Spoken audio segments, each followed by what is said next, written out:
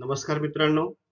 सायक्रोमेट्रिक ही एक सायन्सची शाखा असून यामध्ये आर्द्रतायुक्त हवेच्या गुणधर्मांचा अभ्यास केला जातो आणि त्याचे प्रमाण ठरवले जाते.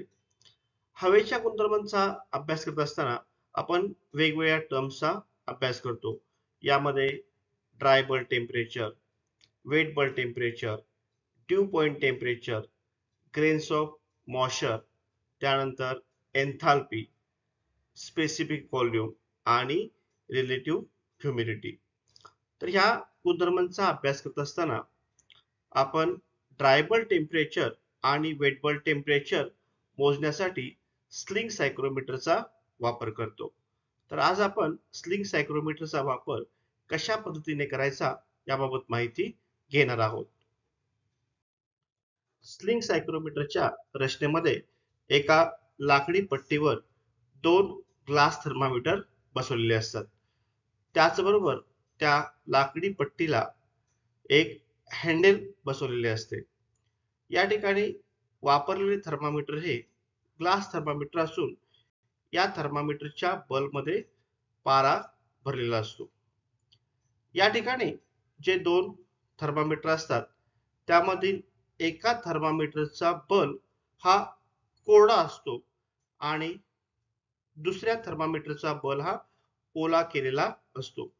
ज्या थर्मामीटरचा बल्ब हा कोरडा असतो त्या थर्मामीटरनं त्या ठिकाणचं मिळालेलं तापमान हे ड्राय बल्ब टेम्परेचर आहे असं समजतो आणि ज्या थर्मामीटरचा बल्ब ओला आहे त्या थर्मामीटरवर जे तापमान मिळतं त्यास आपण वेट बल्ब टेम्परेचर असं म्हणतो.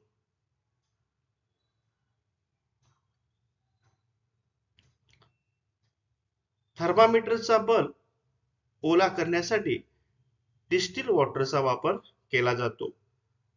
ज्या थर्मामीटरचा बल्ब ओला आहे त्या थर्मामीटरच्या बल्बला कॉटन गुंडाळलेलं असतं. हे जे कॉटन आहे हे स्वच्छ असावं लागतं. त्याचबरोबर या ठिकाणी ते कॉटन ओलं करण्यासाठीच म्हणजे त्या ठिकाणी थर्मामीटरचा बल्ब ओला करण्यासाठी डिस्टिल वॉटरचा वापर करावा लागतो. डिस्टिल वॉटर भरल्यानंतर त्या ठिकाणी तो जो बल्ब आहे तो बल्ब ओला होतो. त्यानंतर त्या ब्रॅकेटला कॅप लावून त्या ठिकाणी ती कॅप बंद करतो.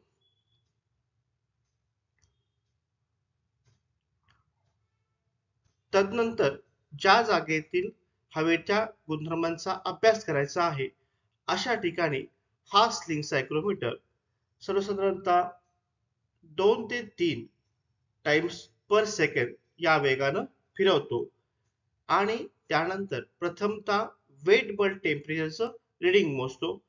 त्यानंतर ड्राय बल्ब टेम्परेचर रीडिंग घेतलं जातं. हे दोन्ही रीडिंग मिळाल्यानंतर त्या ठिकाणी सायक्रोमेट्रिक चार्टचा वापर करून हवेच्या गुणधर्मांचा अभ्यास केला जातो.